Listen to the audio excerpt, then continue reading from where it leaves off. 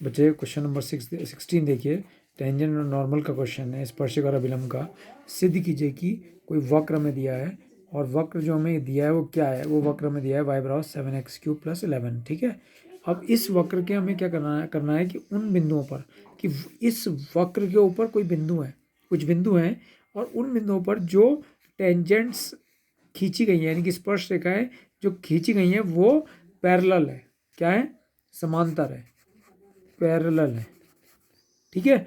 और जहां x बराबर 2 और x बराबर -2 है, यानी कि वो बिंदु कौन से हैं जिन पर स्पर्श रेखा, यानी कि जो टेंजेंट्स हैं, स्पर्शी हैं, वो पैरेलल है आपस में।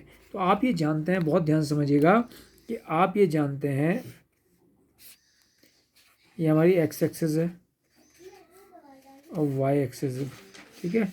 जब कोई दो रेखाएं पैरेलल होती हैं, जब कोई दो रेखाएं पैरेलल होती हैं तो उनका जो प्रवणता होती है, ग्रेडियंट जो होता है उनका, ये जो टेन जाई होता है वो इक्वल होता है, यानी कि उनकी प्रवणता, ये पहली रेखा है, इसकी प्रवणता m1 है और दूसरी रेखा की प्रवणता m2 है। तो जब कोई दो रेखाएं पैरेलल होती हैं तो उनकी जो प्रवणताएं होती हैं, स्लोप ऑफ द टेंजेंट जो होता है, यानी कि उनका ढाल जो होता है, स्लोप ऑफ द टेंजेंट, वो इक्वल होता है, ठीक है। तो बहुत ही इजी क्वेश्चन है। हमसे कह रहा है कि वक्र के उन बिंदुओं पर, किन बिंदुओं पर, x बराबर x = 2 पर, x = -2 पर जो टेंजेंट है, यानी कि स्पर्श रेखाएं जो हैं वो पैरेलल है, समांतर है, ठीक है। तो जो स्पर्श रेखाएं अगर वो समांतर है तो उनका जो स्लोप है, स्लोप ऑफ द टेंजेंट है, वो दोनों क्या होंगे? इक्वल होंगे। ये हमारा क्वेश्चन हमें दिया गया है। तो हमने यहाँ क्या लिख लिया? वक्र लिख लिया अपना। हमारा कर्व जो है, वक्र मैंने कर्व y बराबर 7x³ + 11, ठीक है। डिफ्रेंशिएट कर दिया, differentiate with respect to x। और आप जानते हैं कि स्लोप ऑफ द टेंजेंट क्या होता है? Slope of the tangent, slope of the tangent क्या होता है? dy/dx। जानते हैं ना आप slope of the tangent? Slope of the tangent होता है dy/dx।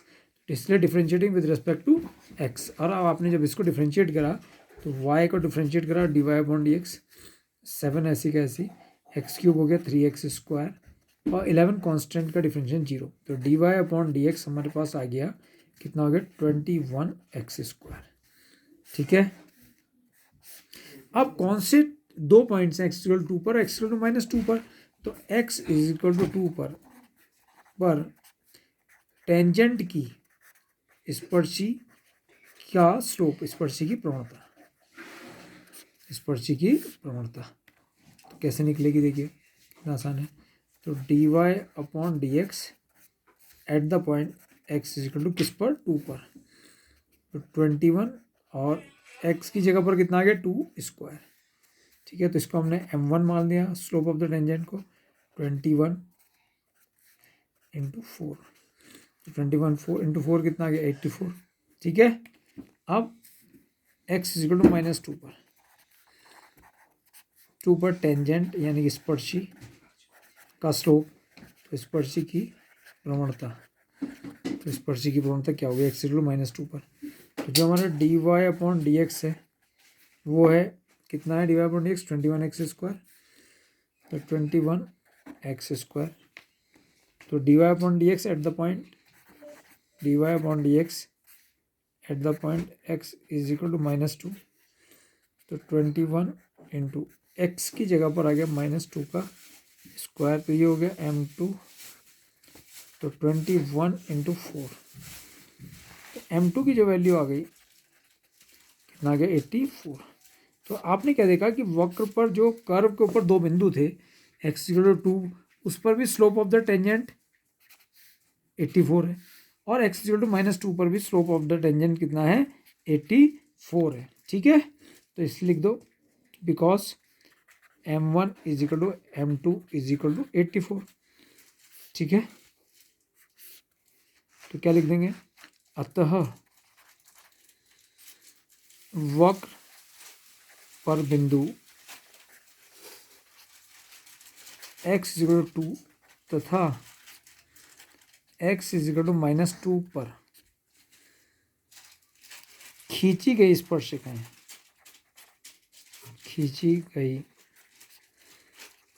स्पर्श टेंजेंट्स, स्पर्श रेखाएं परस्पर क्या है, पैरेलल है, यानी कि समांतर है, समांतर है,